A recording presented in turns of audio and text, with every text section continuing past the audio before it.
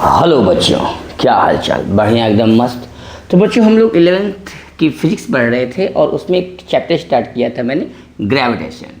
सो बच्चों, आज हम ग्रेविटेशन के ऊपर टॉपिक लेके आए हैं, जो कि मेरा पहला, दूसरा, तीसरा वीडियो कंप्लीट हुआ था और उसमें हमने बात किया था कि एक्सेलरेशन ड्यू टू ग्रेविटी क्या होता है और small G means acceleration due to gravity मतलब वेरिएशन इन जी। तो वेरिएशन इन जी में जब हम अर्थ सरफेस से एबव जाते हैं तो स्मॉल जी की वैल्यू डिक्रीज होती है।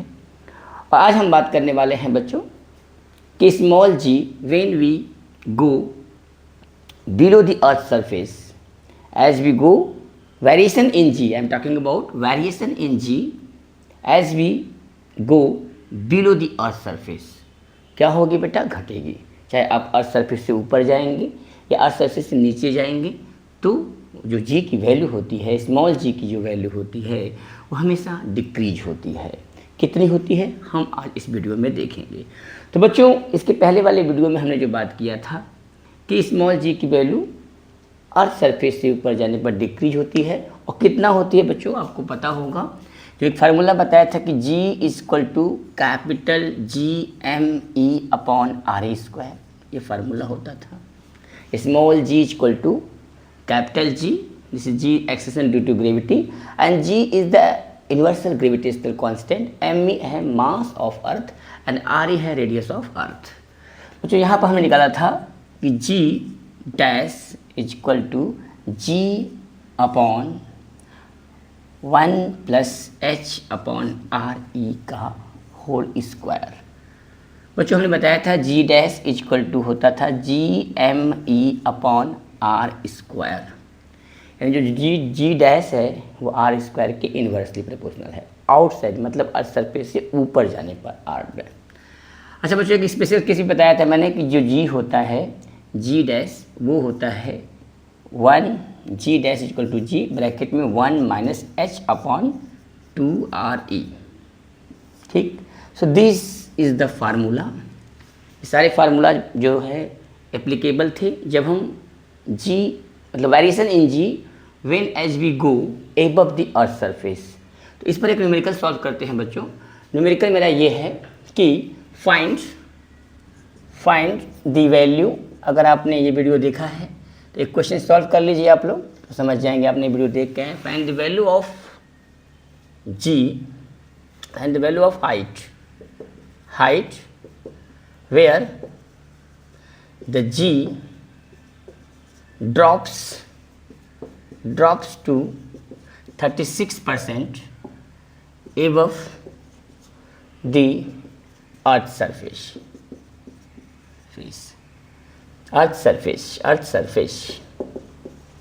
and G above the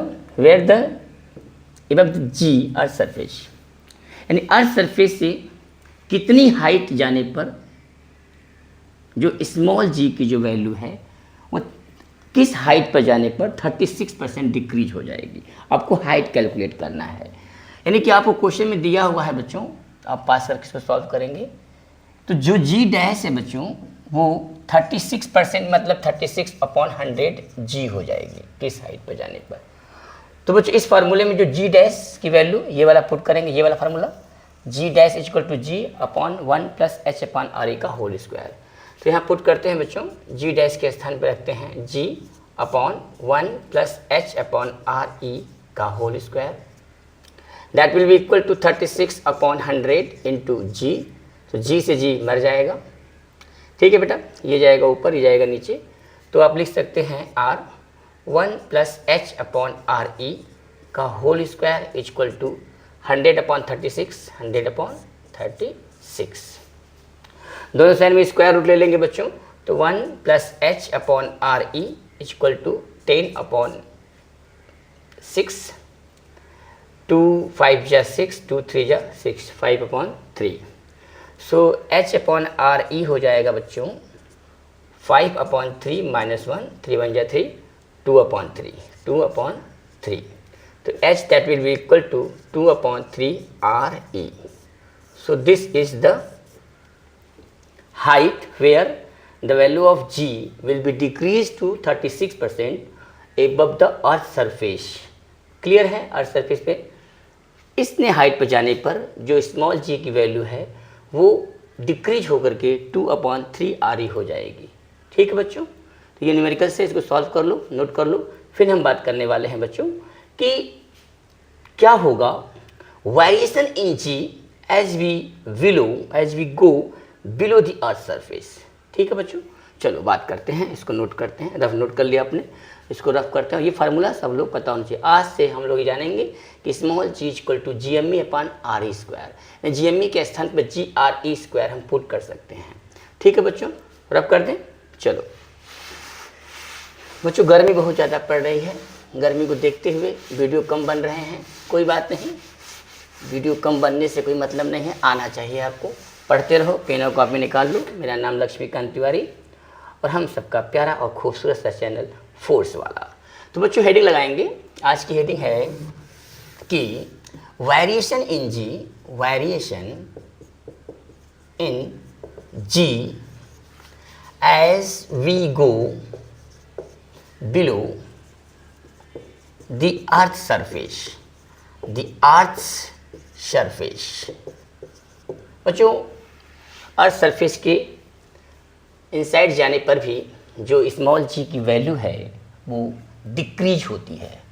कितना होती है वो हम बताएंगे आपको, बस यहाँ जानते रहेंगे कि जी स्मॉल जी इक्वल टू होता है कैपिटल GME/RE का स्क्वायर। अच्छा बच्चों, मान लो कि ये आपका एक अर्थ है, ये आपका अर्थ सरफेस है। ठीक है, this is the earth surface. Clear है, ये अर्थ सरफेस हो गया, इसका सेंटर है। यहाँ से h हाइट नीचे जाने पर, ये this is the h height, इस पॉइंट पर जाने पर h हाइट नीचे जाने पर स्मॉल जी की वैल्यू चेंज होगी। सबसे ज़्यादा जो जी की वैल्यू होती है वो अर्थ सरफेस पे होती है। अर्थ सरफेस से ऊपर जाते हैं तो भी जी की वैल्यू चेंज होती है, मतलब डिक्रीज होती है। और अर्थ सरफेस से नीचे जाने पर भी जी की वैल्यू डिक्रीज होगी। कितना होगी देखते हैं। मान लीजिए h हाइट नीचे जाने पर यहाँ पे आप मान लीजिए यहाँ पे आ गए। ठीक है, यहाँ पे आप आ गए जी पे, यहाँ आपका मास है स्मॉल m। बेटा अर्थ सरफेस से नीचे जाने पर अर्थ क्या है, एक सॉलिड स्फीयर है। और सॉलिड स्फीयर का वीडियो आपने देखा होगा, gravitational field due to solid sphere and hollow sphere का एक वीडियो हमने बनाया है। तो हॉलो स्फीयर और सॉलिड स्फीयर में आप ये पढ़े होंगे कि जो अर्थ की ग्रेविटेशनल फील्ड होती है वो जी होती है, और अर्थ सरफेस से इनसाइड द अर्थ सरफेस जो ग्रेविटेशनल फील्ड होती है वो डिक्रीज होती है। सिमिलरली जी की वैल्यू भी डिक्रीज होगी। कितना होगी चेक करते हैं बच्चों। यहाँ पे जो सेंटर है, यहाँ से जो ये डिस्टेंस है बच्चों, ये है r, और अर्थ का जो रेडियस है वो है RE। अर्थ का जो मास है वो ME है। अब अर्थ सरफेस से इतना नीचे जाएंगे बच्चों, h हाइट नीचे जाने पर ये एक हॉलो स्फीयर बन जाएगा। क्या बन जाएगा, हॉलो स्फीयर। यानी कि हॉलो स्फीयर बनेगा तो हॉलो स्फीयर का मतलब जो ऊपर वाला मास है आपको नहीं खींचेगा, क्योंकि किसी सेल या रिंग के अंदर, किसी सेल के अंदर इनसाइड द सेल जो अर्थ की ग्रेविटेशनल फील्ड होती है वो 0 होती है। तो इस मास की वजह से आप पे लगेगा, आपको अर्थ क्या है अपने सेंटर की तरफ अट्रैक्ट करेगी। इसका मास हो गया m डैश।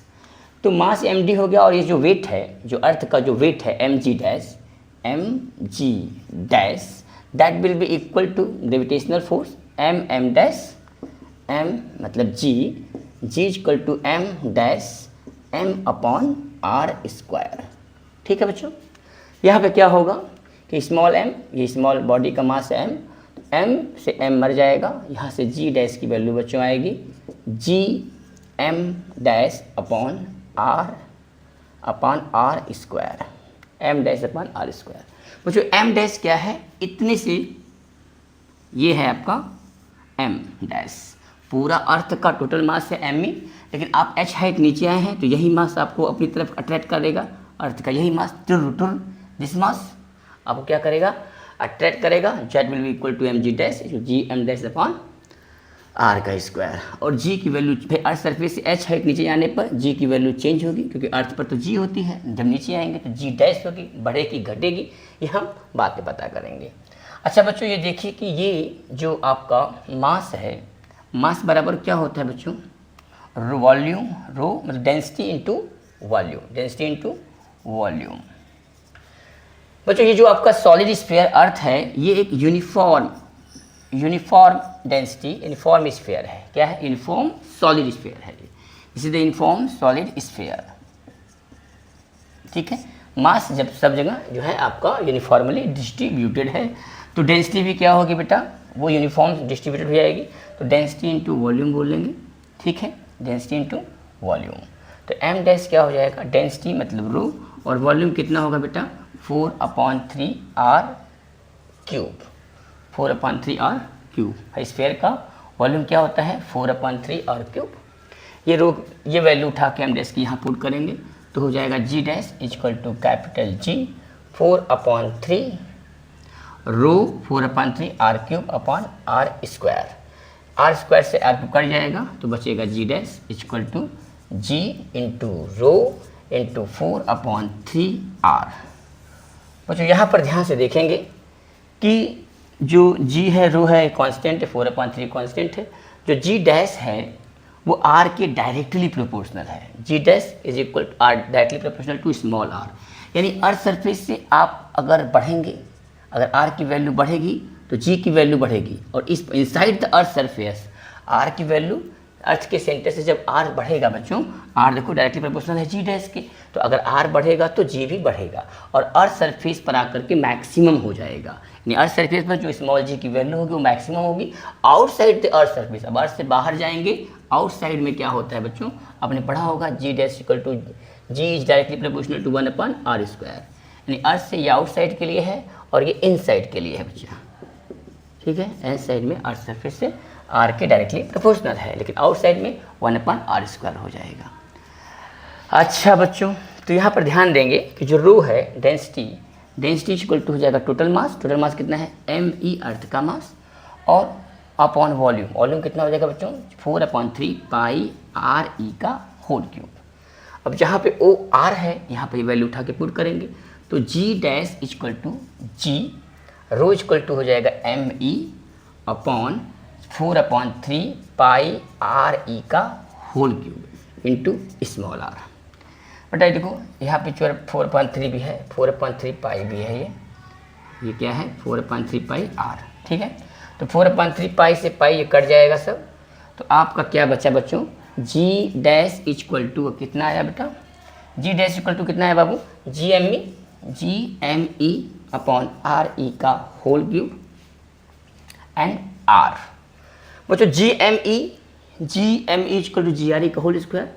जहाँ जी एम ई है वहाँ जी आर ई का होल स्क्वायर ले सकते हैं, तो आर लगाया।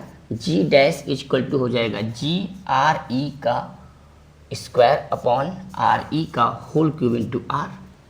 बच्चों आर ई स्क्वायर कट जाएगा, आर ई से एक आर ई नीचे बचेगा, तो हो जाएगा G dash equal to G upon R E R. बच्चों यहाँ पे आर इसको एच के टर्म में लिख सकते हैं। ध्यान दो यहाँ पे ये पूरा आर है और ये एच है, तो आर इक्वल टू कितना हो जाएगा? आर ई माइनस एच, ये एच है, ये एच है, और पूरा आर ई है, ये आर है, तो आर इक्वल टू क्या हो जाएगा? R E minus H. तो यहाँ पुट कर देंगे बच्चों G R E minus H upon R E अंदर जाएगा बच्चों, तो आर से कट जाएगा, एच अपॉन आर ई, यानी जी डैश इक्वल टू हो जाएगा बच्चों कितना हो जाएगा? G dash equal to G bracket में 1 minus H upon R E, 1 minus H upon R E. बच्चों यहाँ माइनस साइन ये इंडिकेट कर रहा है कि जब आप अर्थ सरफेस से नीचे जाएंगे तो जो जी की वैल्यू होगी G into G minus G H upon R E, यानी माइनस वर्ड यहाँ ये इंडिकेट कर रहा है कि जब आप अर्थ सरफेस से बिलो जाएंगे तो जो जी डैश की वैल्यू है वो डिक्रीज होगी। अच्छा बच्चों, एक क्वेश्चन और आता है कि what is the value of G at the centre of earth. Centre of earth पर जी की वैल्यू कितनी होती है? तो बच्चों सेंटर ऑफ अर्थ पे जब जाएंगे तो जो आर की वैल्यू होगी वो एच के बराबर हो जाएगी, जो आर ई की वैल्यू होगी वो एच के बराबर हो जाएगी।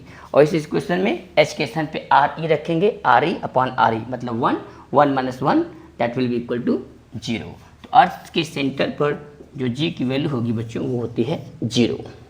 ठीक है बेटा, तो यहाँ तक हम लोग जो है variation in G as we go below the earth surface इसको नोट कर लेंगे।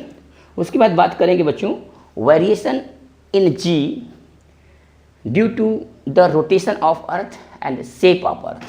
ठीक है बच्चों, यहाँ तक नोट करिए। फिर लेकर के हम आते हैं एक न्यू वीडियो जिसमें कि होगा shape of earth and variation in G due to rotation of earth. Thank you बच्चा, पढ़ते रहो। Thank you very much.